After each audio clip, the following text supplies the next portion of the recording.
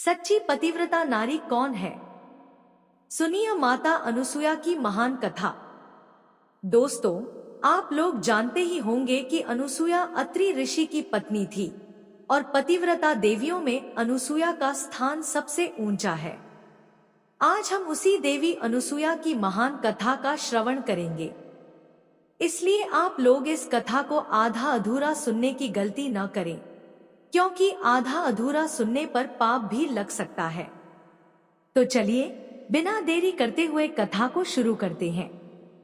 एक बार देवी सरस्वती, लक्ष्मी और पार्वती को अपने पतिव्रता धर्म पर बड़ा अभिमान हो गया था और आपस में विवाद होने लगा। तब भगवान ने देखा कि इन तीनों देवियों को बड़ा अहंकार हो गया है, तो उन्होंने उनके अहंकार को तोड़ने के लिए देवर्षि नारद के मन में एक विचार डाल दिया। जैसे ही भगवान ने नारद के मन में इन तीनों देवियों के अहंकार को तोड़ने का विचार डाल दिया, नारद जी अपने काम पर लग गए। सबसे पहले वे देवी लक्ष्मी जी के पास गए और नारायण नारायण का जाप करने लगे।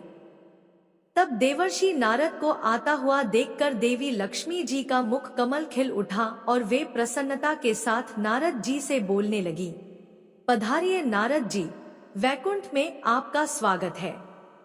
क्या बात है, आज बड़े दिनों के बाद वैकुंठ आना हुआ।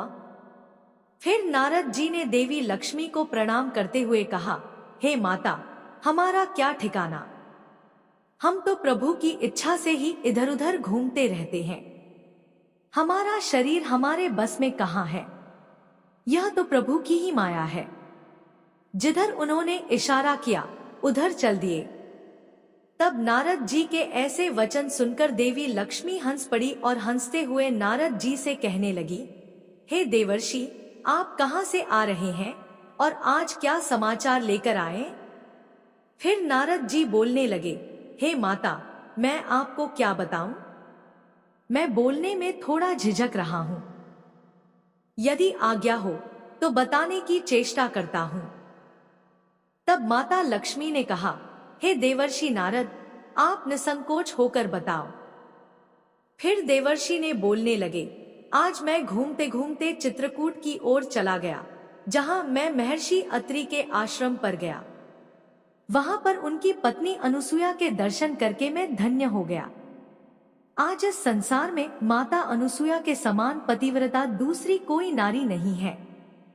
उन्होंने अपने तप के प्रभाव से गंगा की एक धारा प्रकट की थी, जो आज मंदाकिनी नाम से प्रसिद्ध है।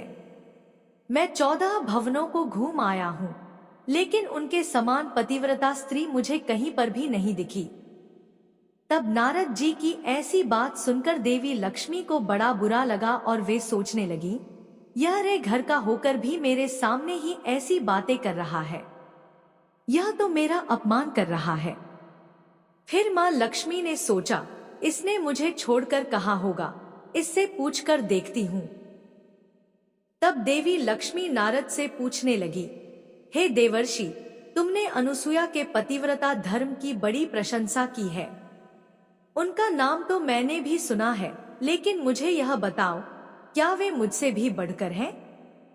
फिर नारद जी को तो देवी लक्ष्मी के मन को फेरना ही था। वे कहने लगे, हे माता, अगर आप बुरा न माने तो इसका उत्तर दूं। तब माता लक्ष्मी ने कहा, तुम निर्भय होकर कहो, जो भी कहना चाहते हो, इसमें बुरा मानने वाली कोई बात नहीं है। तब नारद जी दृढ़ता से कहने लगे, हे माता, सच बात तो यह है कि आप देवी अनुसुया के पास कुछ भी नहीं है। इतना सुनते ही लक्ष्मी जी का मुख काला पड़ गया। उन्हें नारद जी से ऐसे उत्तर की आशा भी नहीं थी। उनके मन में सती अनुसुया के प्रति जलन का भाव निर्माण हो गया और उन्होंने मन ही मन देवी अनुसुया को नीचा दिखाने का निश्चय कर लिया। फिर देवी लक्ष्मी नारद से बोली, अच्छा नारद, यह तो समय ही बताएगा कि कौन सच्ची पतिव्रता स्त्री है। नारद जी को तो कलह का बीज बोना था, वह तो उन्होंने कर दिया। देवी लक्ष्मी के मन में अनुसुया के प्रति जलन का भाव उत्पन्न हो गया। फिर आगे देवी लक्ष्मी कुछ कहती, उससे पहले ही नारद जी कैलाश की ओर निकल पड़े। इधर देवी लक्ष्मी जी मुंह फुलाकर बैठ गई। जब भगवान विष्णु उस स्थान पर आए और उन्होंने लक्ष्मी को रूठ कर बैठा हुआ देखा, तो वे कहने लगे, हे प्रिय, क्या हुआ? आज मुंह फुलाकर क्यों बैठी हो? अपने दुख का कारण बताओ। फिर देवी लक्ष्मी कहने लगी, देखिए जी, सुन लीजिए मेरी बात। बहुत दिनों तक मैंने आपके चरण दबाए हैं। मैंने आज तक आपकी हाँ में हाँ मिलाई है। आपसे कभी कोई चीज नहीं मांगी है, लेकिन आज आपको मेरी एक बात माननी पड़ेगी। तब भगवान विष्णु बोले, हे देवी, क्या बात है, बताओ तो। पहले बिना सुने कैसे हाँ कह दे। फिर लक्ष्मी जी कहने लगी, बात कोई भी हो, आज आपको मेरी बात माननी ही पड़ेगी। आप हाँ कहेंगे तभी मैं अपनी बात कहूंगी। आज मुझे आपका प्रेम देखना है, बहुत मुझे बहका रहे हैं। फिर भगवान विष्णु कहने लगे, ठीक है प्रिय, तुम्हारी जो भी इच्छा हो मैं उसे अवश्य पूर्ण करूंगा। तब देवी लक्ष्मी प्रसन्नता पूर्वक कहने लगी, हे प्रभु, आपको देवी अनुसूया का सतीत्व भंग करना होगा। बस यही इच्छा है मेरी। आप जाकर देवी अनुसूया का पतिव्रता धर्म भंग कीजिए, ताकि मैं ही संसार की सर्वश्रेष्ठ पतिव्रता नारी बन जाऊं। देवी लक्ष्मी की बात सुनकर भगवान विष्णु मन ही मन कहने लगे, अरे देवी, हमें इतना सामर्थ्य कहाँ जो देवी अनुसूया का सतीत्व भंग कर सके। और भगवान मन ही मन समझ गए कि यह सब नारद का ही किया कराया है। फिर भगवान विष्णु कहने लगे, हे प्रिय, बस इतनी सी बात के लिए तुम मुंह फुलाकर बैठी हो। हम अभी जाते हैं, और जब तक उस कार्य को पूरा नहीं करेंगे तब तक लौट कर नहीं आएंगे। यह बात सुनकर देवी लक्ष्मी को बड़ी प्रसन्नता हुई। इधर नारद जी वीणा बजाते हुए नारायण नारायण का जाप करते हुए कैलाश पर्वत पर पहुंच गए। वहां पर देवी पार्वती अकेले बैठकर पूजा कर रही थी। फिर कुछ समय बाद नारद जी को देखकर उन्होंने उनका स्वागत किया और उन्हें खाने के लिए एक मोदक दे दिया। उसके बाद नारद जी कहने लगे, हे माता, यह मोदक तो अमृत का बनाया हुआ लग रहा है, बड़ा ही स्वादिष्ट है, किंतु इसमें भगवती अनुसूया के यहाँ जैसा स्वाद नहीं है। तब नारद को ऐसा कहते हुए सुनकर पार्वती जी मन ही मन कहने लगी, हाय, कैसे कृतज्ञ से पाला पड़ा है।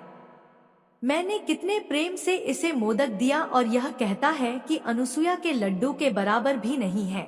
देवी पार्वती रोष में आते हुए नारद से कहने लगी, अरे नारद, क्या कह रहा है? यह अनुसूया कौन है जिसके लड्डू की तू इतनी प्रशंसा कर रहा है?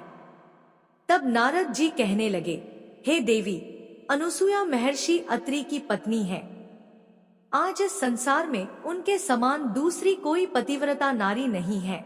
फिर देवी पार्वती ने बल देते हुए कहा, क्या देवी अनुसूया मुझसे भी बड़ी पतिव्रता है? हे नारद, तुम सच सच बताओ, मैं सर्वश्रेष्ठ पतिव्रता हूँ या देवी अनुसूया? नारद जी ने देवी पार्वती की उपेक्षा करते हुए कहा, माता जी, अधिक कम का तो पता नहीं, किंतु इतना अवश्य जानता हूँ कि उनके पतिव्रता धर्म के आगे आपका पतिव्रता धर्म फीका है। यह बात सुनते ही देवी पार्वती क्रोध में आ गईं और दौड़ते हुए भगवान शिव के पास चली गईं और कहने लगी, हे स्वामी, आप तो कहते हैं मैं पतिव्रता हूँ, मैं शिरोमणि हूँ, मेरे समान पतिव्रता संसार में कोई अन्य नहीं है। फिर शिवजी ने कहा, हाँ प्रिय, इसमें कुछ संदेह नहीं है कि आप एक महान पतिव्रता है। फिर देवी पार्वती कहने लगी, हे स्वामी, अब तक तो संदेह नहीं था, लेकिन इस नारद ने आज मुझे संदेह में डाल दिया है। नारद कहता है कि महर्षि अत्रि की पत्नी अनुसूया के सामने मेरा पतिव्रता धर्म फीका है। यह बात सुनते ही महादेव हंस पड़े और बोले, कहाँ है नारद? उसे मेरे पास लेकर आ। फिर देवी पार्वती ने इधर उधर देखा तो नारद जी उस स्थान से जा चुके थे। देवी पार्वती कहने लगी, हे स्वामी, नारद तो चला गया, किंतु आप मुझे बताइए, क्या नारद ने सत्य कहा है? क्या देवी अनुसूया मुझसे भी बड़ी पतिव्रता है?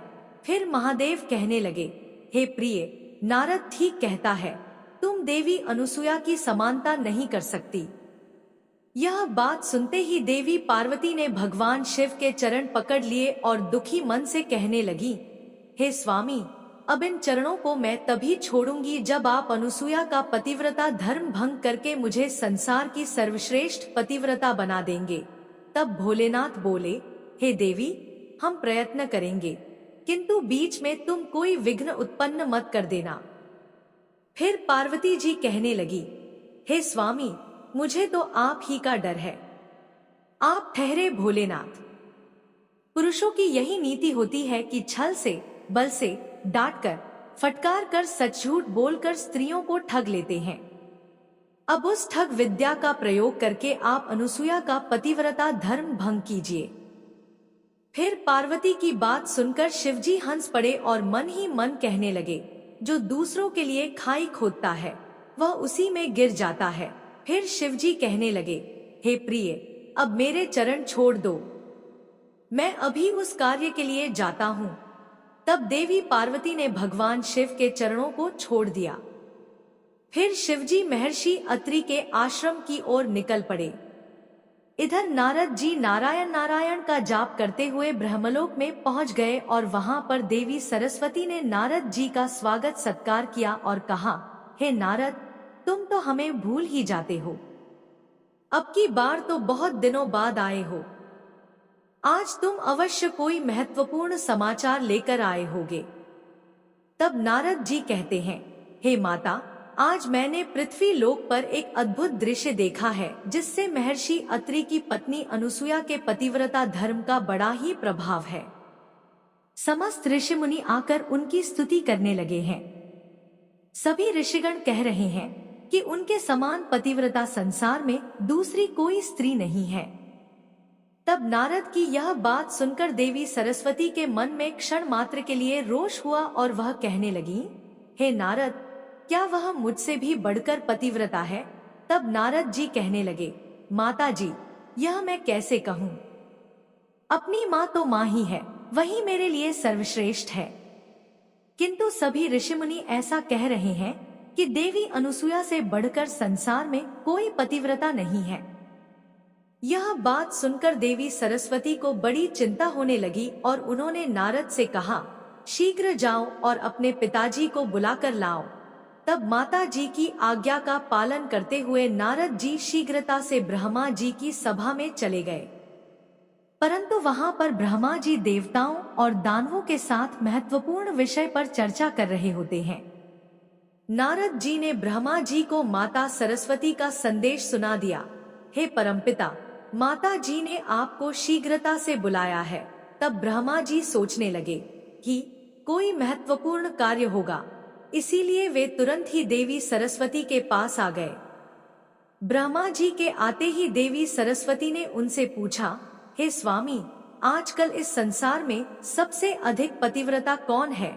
फिर ब्रह्मा जी ने विस्मय के साथ पूछा, हे देवी, अभी इस समय पर इस प्रश्न को पूछने का क्या कारण है? फिर देवी सरस्वती ने हट करते हुए पूछा, कारण कुछ नहीं है, पहले आप मुझे मेरे प्रश्न का उत्तर दीजिए। तब ब्रह्मा जी प्रेम के स्वर में कहने लगे, हे प्रिय, तुमसे बढ़कर संसार में दूसरी कौन सी पतिव्रता हो सकती है?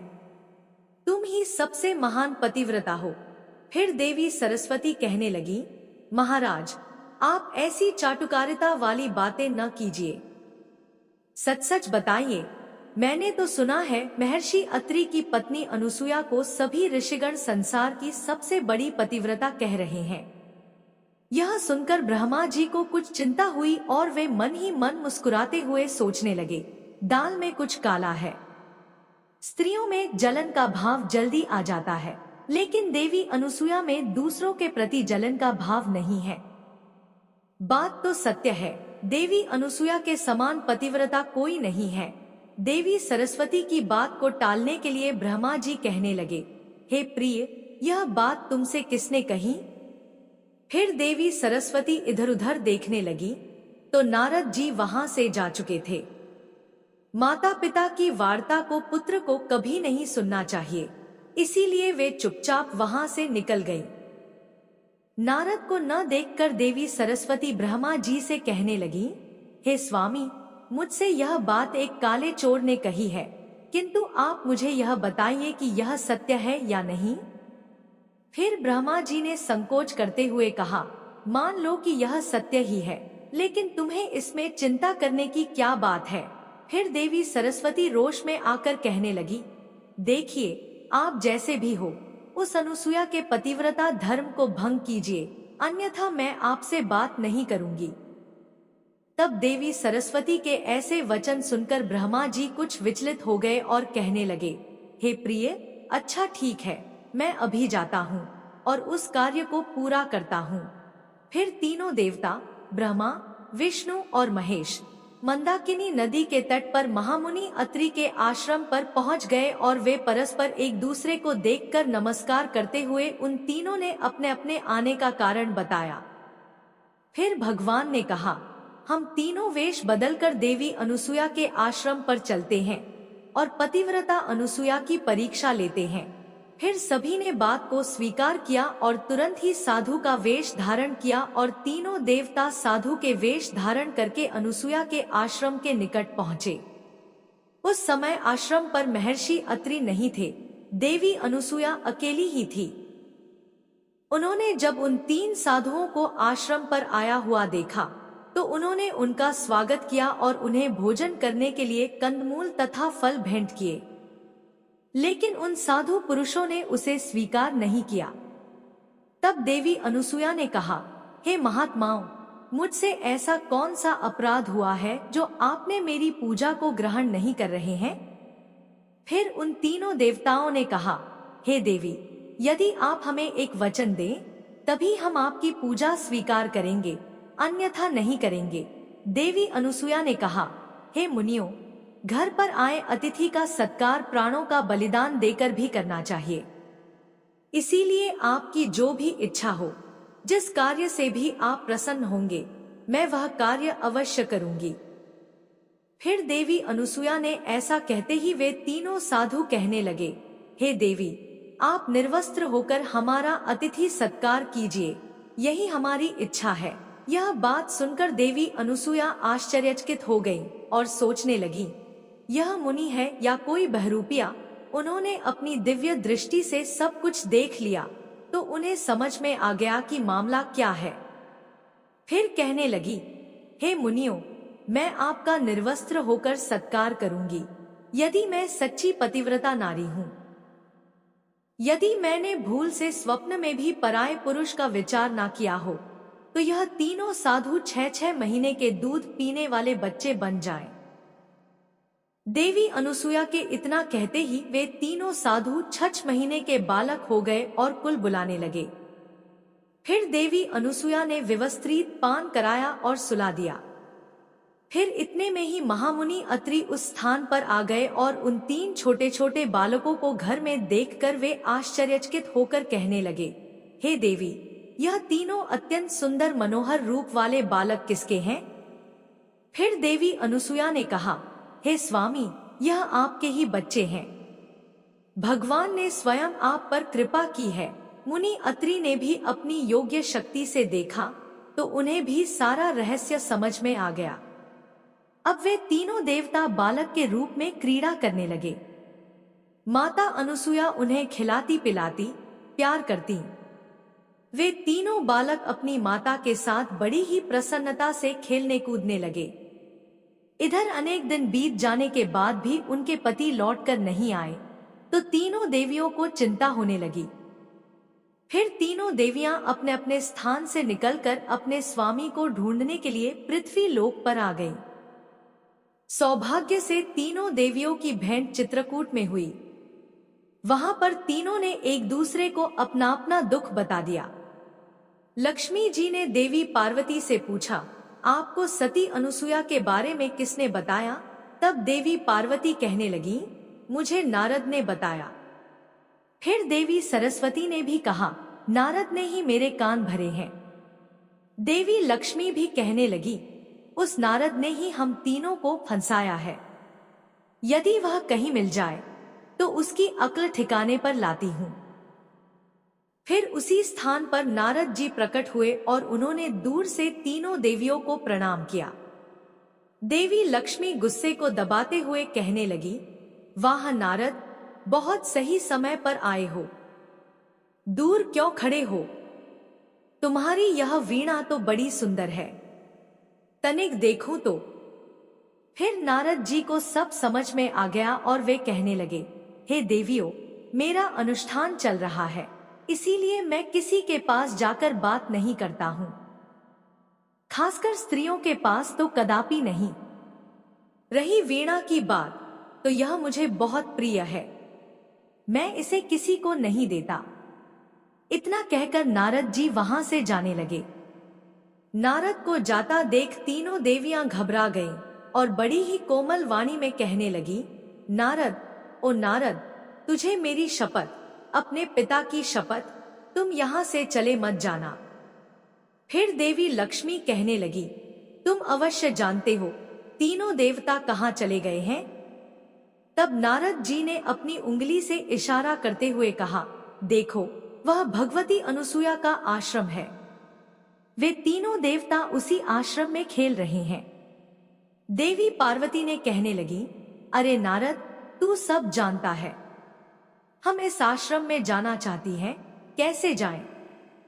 भगवती अनुसूया क्रोधित तो नहीं हो जाएंगी? हमें उनका बड़ा भय लग रहा है। फिर नारद जी बोले, हे माताओं, आप भूलकर भी आश्रम में कदम मत रखना, नहीं तो देवी अनुसूया आप तीनों को भस्म कर डालेंगी। यह सुनकर तीनों देवियां घबरा गईं और बोली, हे नारद, अब हंसी मजाक मत कर, सब सच सच बता दे।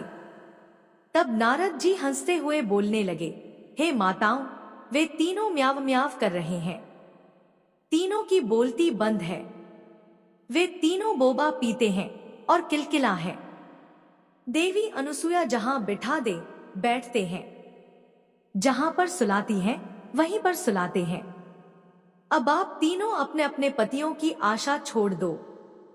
20 वर्ष में जब वे बड़े हो जाएंगे, तब देवी अनुसूया उनका विवाह कर देंगी। फिर देवी लक्ष्मी जी बोली, अब हम समझ गए, अनुसूया के समान संसार में दूसरी कोई सती नहीं है, किंतु यह सब विष की बोली तेरी ही बोई हुई है। अब भैया, तू जीता, हम हारी, लेकिन अब बता दे, हम अपने पतियों से कैसे मिल सकते हैं? तब नारद जी बोले, अब आई ठीक ठिकाने पर, पश्चाताप से सभी पाप धुल जाते हैं। अब एक ही उपाय है, तुम सभी देवी अनुसूया के शरण में जाओ, वही तुम्हारे दुख दूर कर सकती है। फिर तीनों देवियां माता अनुसूया के आश्रम पर जाती हैं, तो देखती हैं कि तीनों देवता बच्चों के रूप में खेल रहे होते हैं। देवी अनुसूया उस स्थान पर नहीं होती हैं, वह स्नान करने के लिए गई थी। तब देवी लक्ष्मी भगवान विष्णु को देखकर कहने लगती है, हे स्वामी, क्यों ढूंढ बनाए हुए हो? आप कृपा करके वापस आ जाओ। तब भगवान वहीं से हाथ हिला रहे होते हैं। भगवान देवी अनुसूया के तप के वश में थे, इसीलिए वे उन्हें बिना पूछे नहीं आ सकते। फिर थोड़ी ही देर में देवी अनुसूया उस स्थान पर आ जाती हैं। उन्हें देखकर तीनों देवियां उनके सामने आकर खड़ी हो जाती हैं और पुकारने लगती हैं, माँ जी, क्या हम कुटिया के भीतर आ सकते हैं? फिर देवी अनुसूया ने उनसे पूछा, हे देवियों, तुम कौन हो और किस कारण से यहाँ पर आई हो? तीनों देवियों ने करुण स्वर में कहा, हम आपकी पुत्रवधू हैं। फिर देवी अनुसूया ने कहा, अरे बहुओं को अपने घर में क्या पूछना, अंदर आ जाओ, यह तुम्हारा ही घर है। यह सुनकर तीनों देवियां लजाते हुए कुटिया के भीतर गईं और माता अनुसूया को प्रणाम करने लगी। फिर उतने में ही मुनि अत्रि उस स्थान पर आ गए, जिससे मुनिवर को देखकर तीनों देवियां घूंघट ओढ़कर एक तरफ हट गईं। मुनि ने देवी अनुसूया से पूछा, देवी, यह तीनों स्त्रियां कौन है? यह बड़ी तेजस्वी दिखाई पड़ रही हैं। फिर अनुसूया माता ने कहा, हे स्वामी, यह हमारी पुत्रवधू हैं। अपने पतियों के दर्शन करने के लिए आई हैं। फिर मुनिवर कहने लगे, हे देवी, तुम तो बड़े कौतुक रच रही हो। अभी अभी तो पुत्र उत्पन्न किए हैं, वे पूरे 6 महीने के भी नहीं हुए, तो तुमने पुत्रवधू भी बना दी। हाथ हाथ भर के पुत्र और 5-5 हाथ की बहुएं, यह कैसी विचित्र बात हुई। फिर देवी अनुसुया कहने लगी, स्वामी, इसमें गलत क्या है? पुत्र से बड़ी बहू बड़े भाग्य लेकर आती है, ऐसी कहावत है। हमारे बच्चे भी एक दिन बड़े हो जाएंगे। यह सुनकर मुनि अत्रि हंस पड़े और सारा रहस्य समझ गए। फिर तीनों देवियां सती अनुसुया से क्षमा याचना करने लगी, हे देवी, हमें क्षमा कीजिए, हमसे बड़ी भूल हो गई। अब कृपा करके हमें हमारे पति लौटा दीजिए। फिर देवी अनुसुया ने कहा, मैं कहाँ मना कर रही हूँ, ले जाओ अपने अपने पतियों को, वे गोद में उठाकर यहाँ सो रहे हैं। तब तीनों देवियों ने कहा, माता जी, अब हमें और लज्जित न कीजिए, संसार में हमारी हंसी न करावे कोई, क्या कहेगा इन्हें, जैसे का तैसा कर दीजिए। फिर तीनों देवियों का दुख देखकर माता अनुसुया का हृदय पसीज गया और उन्होंने अपनी योग्य शक्ति से तीनों बच्चों को फिर से उनके पूर्व स्वरूप में ला दिया और तीनों देव अपने अपने स्वरूप में आकर खड़े हो गए। फिर देवी अनुसुया ने उन सभी को प्रणाम किया और उनकी पूजा की। माता अनुसुया की पूजा से तीनों देव अत्यंत प्रसन्न हुए और उन्होंने देवी अनुसुया को वरदान मांगने के लिए कहा। फिर देवी अनुसुया कहने लगी, यदि आप तीनों देवता मुझ पर प्रसन्न हैं, तो मुझे यह वरदान दीजिए कि आप तीनों मेरे पुत्र हो जाएं। फिर तीनों देवताओं ने तथास्तु कहकर कहा, हम तीनों अपने अपने अंश में आकर तुम्हारे पुत्र के रूप में प्रकट होंगे। फिर तीनों देवताओं से भगवान दत्तात्रेय का जन्म हुआ। इस प्रकार से तीनों देवताओं ने देवी अनुसुया को वरदान दिया और अपनी पत्नियों से पूछने लगे, अब बताओ, संसार में सबसे श्रेष्ठ पतिव्रता कौन है? तीनों देवियों ने लजाते हुए कहा, भगवती अनुसुया ही पतिव्रता में सर्वश्रेष्ठ है, इनसे बढ़कर संसार में दूसरी कोई नहीं है। तीनों देवियों ने देवी अनुसुया को यह वरदान दिया कि जो भी मनुष्य प्रातःकाल में देवी अनुसुया का स्मरण करेगा, उसे जीवन में धन, धान्य, बुद्धि और आरोग्य की प्राप्ति होगी। तो दोस्तों, इस प्रकार से माता अनुसुया समस्त संसार में सर्वश्रेष्ठ पतिव्रता है। मैं आशा करती हूँ कि आपको यह कथा पसंद आई होगी।